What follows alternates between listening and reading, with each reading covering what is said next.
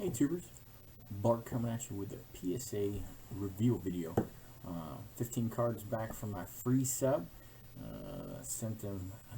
They got received on 6/19, and I got them back today. So their grades were finalized a week ago Monday, and it's Wednesday right now. So it took them about a week to ship it finally. But I got about. It took about 6 weeks once they received it, which ain't too bad. I'm not one of those ones that counts days. I long before we had a backlog, I knew I was just gonna be waiting for a while. I'm not sure when I sent it or how long it took them to log in, because I wrote the submission on like 5/2, but so sometime in May is when I did the forms, because it wouldn't. The form even says it's not good past 6/1, but I'm not sure. But not too bad. You submit your free subs on a regular submission. So it's the equivalent of paying $20 a card or whatever. So not too bad. I'm happy with the grades. I got pretty much exactly what I was expecting. So there was one that I was real concerned about, which is funny because I think it's the lone non-Niners card in there. But that was the one that was going to make or break the 15 card sub, and I got the gem on it.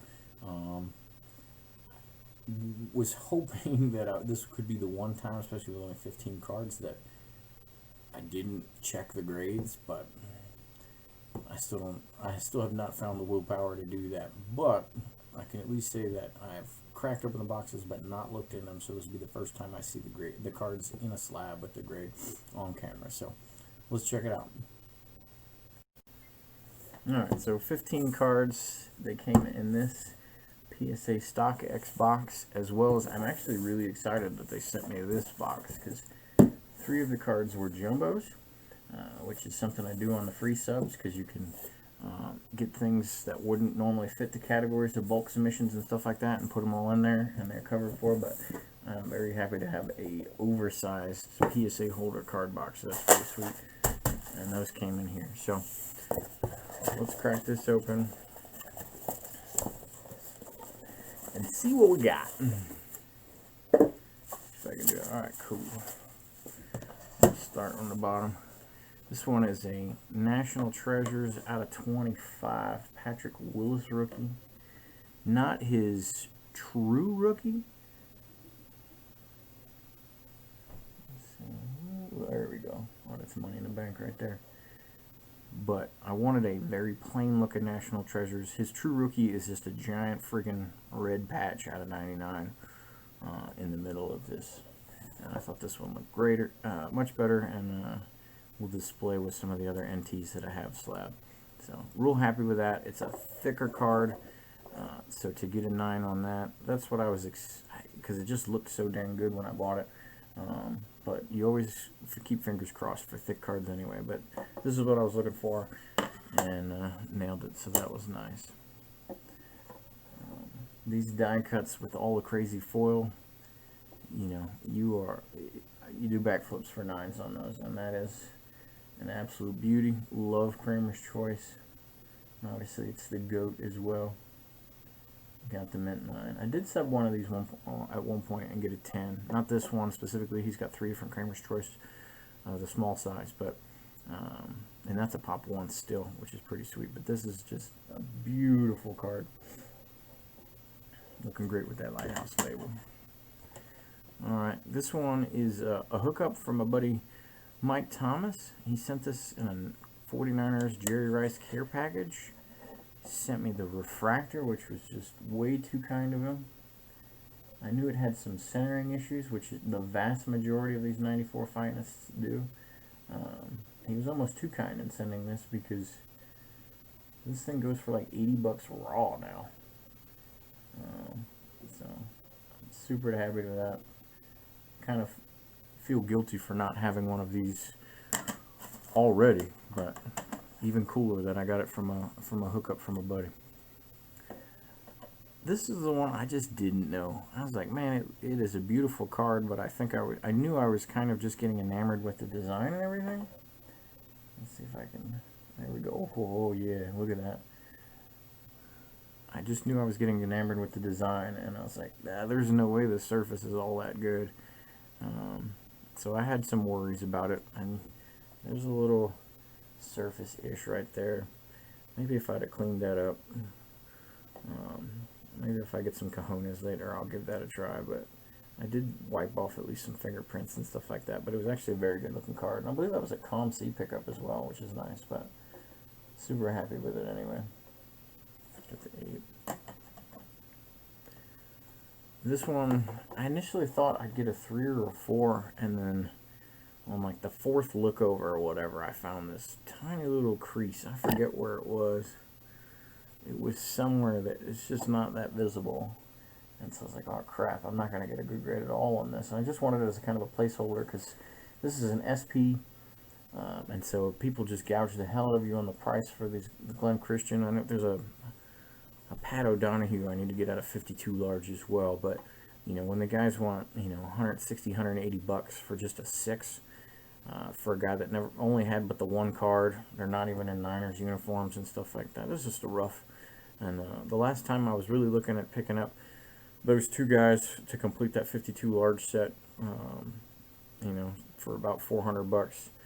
Instead, I picked up a 94 SP Rodriguez PSA 9, and that was the much better deal. And it's hard to get these old set fillers that are only for you, because the investor side of you kicks in when the dollar sign goes up that high, and you're like, that's just not the wisest of purchases. So eventually I'll upgrade, but little placeholder, looks great in a slab.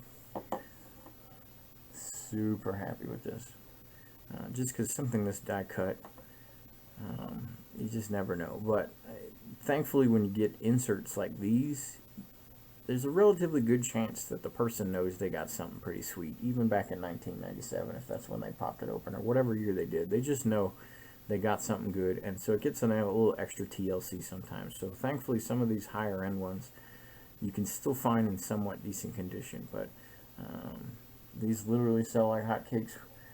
They're real hard to find, and they disappear immediately once they're uplisted. So I was happy to grab this, and super happy with the PSA 9. Alright, here's a Bosa contender. Oh, I'm sorry, I looked at the back. I got another Bosa in there. This is the Donruss Elite Bosa 101. I knew I was getting an 8. It's got a pretty good sized white corner here and 2 white corners on each side there, and so I knew that was going to get me.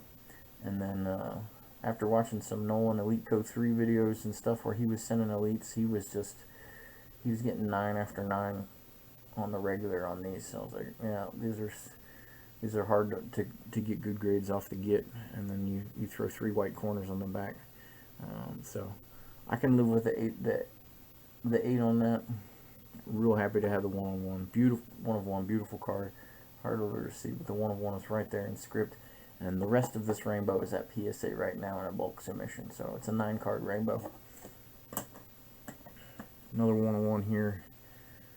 The Fred Warner. I had my fingers crossed for a 9 on this one.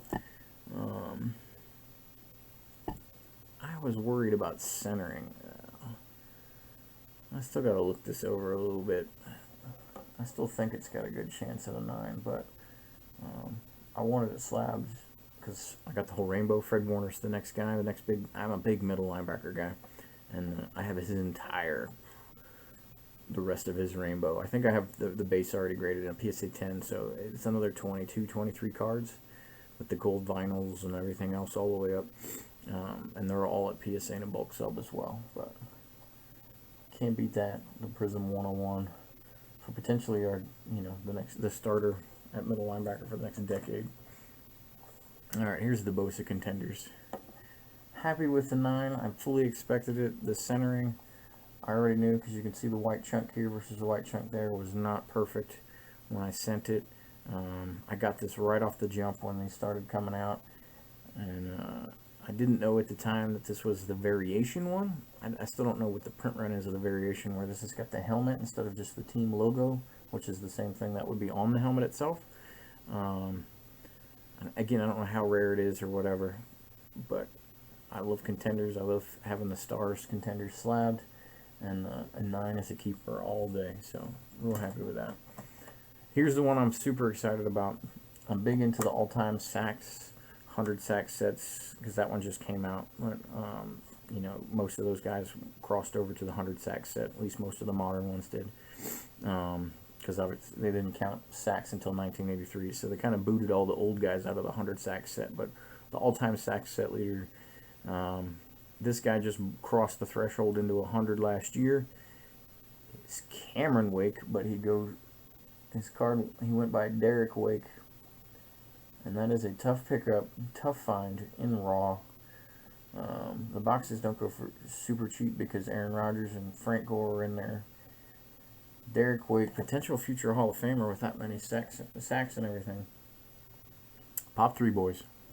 Pop 3, and one of the lead dog in the sack set's got one of them too. So pretty cool. I'm actually really excited that, you know, these are in the hands of the true collector guys, which is always nice to see. But this would have made or break the whole damn sub no matter what, and I got the 10, so I am very happy about it. Took me years to find this. Out of 25, this completes, besides the 1/1, my 2007 finest rainbow of Patrick Willis. Great looking rainbow as well. They're all 10s and 9s. I pulled this. This was a BCCG 10 crack out, which I don't like doing because I don't trust myself a ton, but I finally found it, so I was going to make it happen. And I thought maybe that left border, you never know, but how close San Francisco is there, but it looks sharp as all get out, and no issues on the surface or anything. So a beautiful 10. And then one more, just a shiny refractor, 97 finest Jerry. This is a little off left to right, or excuse me, top to bottom. And so I knew I was waiting on a 9 here, but everything else was very nice. I peeled the label off of these. If I get one and I haven't had it before, I peel the label off because it just looks so much nicer. But since I'm a set guy, if I get a second one, I send it with the label in there, so I get a little with coating on that label. So that's what I got for you, fellas. 15. I got the jumbos. Almost forgot. That'd have been a bonehead move. Just because hell, I can't even get that in there. Just because I'm a master set guy, I needed these slabbed. I honestly, I just didn't have high expectations for these at all, so I'm happy with 8s. These giant things. People did not treat them well. One of these, I literally got wrapped in bubble wrap. Not in a top loader, not in a card saver, nothing. Literally just wrapped in bubble wrap and sent. So, had me pretty nervous. But I got this one from 95 in an 8.